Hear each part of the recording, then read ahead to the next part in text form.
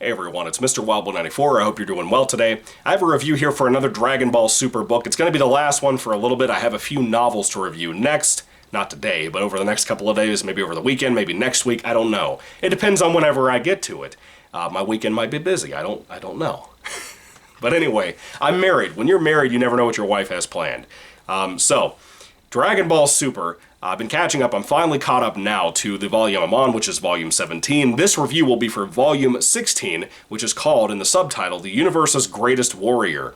Of course, written by the creator of Dragon Ball, Akira Toriyama, and, drawn, the art style, by Toyotarou, who has done all of these volumes. He's been incredible. I love his work.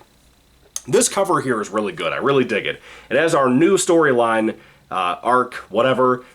Not really villain, but kind of a villain, kind of an anti-hero type of guy, at least so far, named Granolah, who we were introduced to in the previous volume, volume 15, and he's pretty awesome. In case you don't know anything about the guy, he's basically a bounty hunter who's tied to this group called the Heaters. He lives on a planet called Cereal. Yes, I made the joke in the previous review, Granolah lives on Cereal. That's weird. That's such a weird thing to say out loud. I feel like if you said that to any normie out there, they would just look at you. So, essentially what happens here, Granolah being a bounty hunter, he now returns to his planet, Cereal. He decides to rest, and we find out more about this guy than we learned in that final chapter of Volume 15, the previous book, about this guy. We learn more about him, and I really like the guy. The more I find out about him, the more I learn about how much he cares about the people around him, his past, what he witnessed, the kind of things that he's able to do.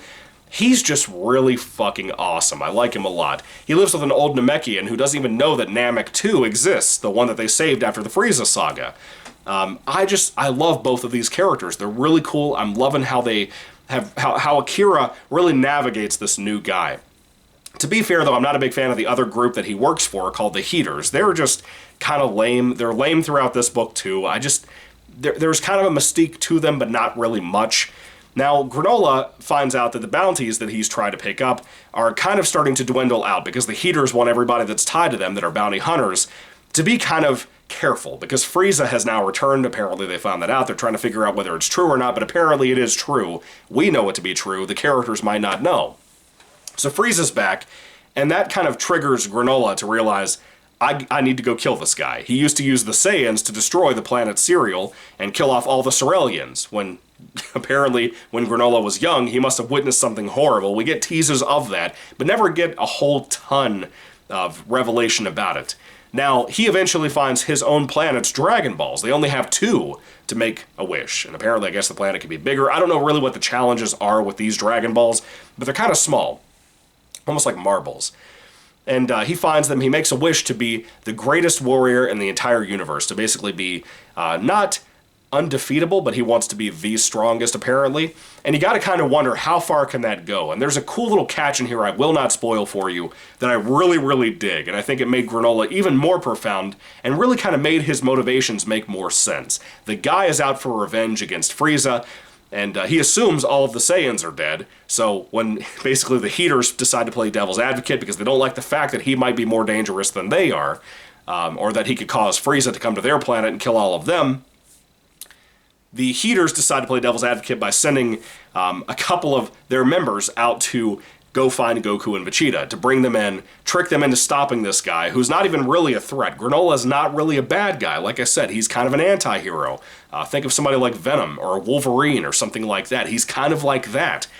So this whole adversity starts about halfway through the book. We have some fighting, and it's good. It's really solid. I'm really digging the direction we're going. There's not a whole lot of fighting stuff to this book. There's really not. It's just engaging to learn about Granolah's character, the world of Cerealia, Cereal, whatever. I think it should have been called Cerealia. No one would have ever called it Cereal. Just Toriyama. Anyway, Goku and Vegeta, before they're found, they are actually still training on Beerus's planet. Now, this is the thing. We have a cool change up here.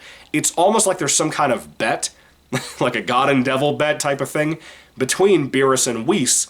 And Whis is training still with Goku and trying to help him master this Ultra Instinct thing after the Maro arc. Vegeta, however, is training kind of with Beerus and learning destruction, like a god of destruction. It's very interesting that we're going that route with Vegeta. I kind of want to see what's going to happen there. I know about a future transformation that Vegeta gets that I've seen spoiled everywhere on the internet in Dragon Ball communities and everything. I don't really know much about that. I assume that has some tie to this, but I don't know.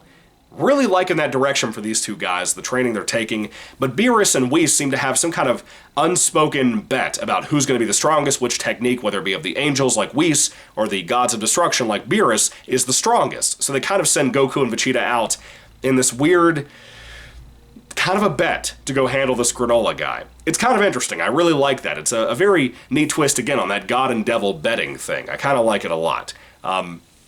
With all that being said, though, I really don't have much more to say than, hey, once again, the Toyotaru art is wonderful. If you love Toyotaru's previous work on this series, you're going to love this too. It seems to me like he just gets better and better. And this is a great example of why. His fights are amazing, but it's really the scenery, the world development that he and Toriyama work together to build that I love. I think they really did great here with that. The book overall is very exciting. I'm really curious what direction the Granola arc will go over the next couple of volumes. I haven't started volume 17 just yet. I put my bookmark in it, ready to start it at some point. But I have a few more novels I'm kind of reading on the side, and quite a few I have to review, like I said. But anyway, Dragon Ball Super, Volume 16, The Universe's Greatest Warrior, is quite a read. For 200 pages, it flies by. It's really engaging. There's a lot of thought-provoking things about Dragon Balls and the universe and Frieza, and even down to Vegeta in some respects too. I really like the directions we're going. I really hope this kind of turns into something really cool that could be really fun and really enjoyable for everybody. So anyway, have you read Dragon Ball Super Volume 16, The Universe's Greatest Warrior? What do you think about it? I'd love to hear your thoughts and comments down in the comment section down below. If I had to rate the book on a 5-star basis, I would easily give this a 4 out of 5 stars. Great mystery building, great beginning to an arc, even though the previous volume's kind of the beginning with that first chapter, but that was a good tease to what we were getting. It's like a mid-credits or post-credits scene of a movie, like the MCU type of thing. This is really the beginning of the flesh of this thing, and really kind of developing it out, and I like what I got. 4 out of 5 stars for me. What do you guys think about this book if you have read it? What do you think about the Granola arc at this current point, if this happens to be as far as you are in the book series too? I'd love to hear all that down in the comment section down below. What do you think about Granola? I'd love to hear all that too. Not just the character, but the food too. Anyway, thank you guys. God bless you all. Catch you later, and goodbye.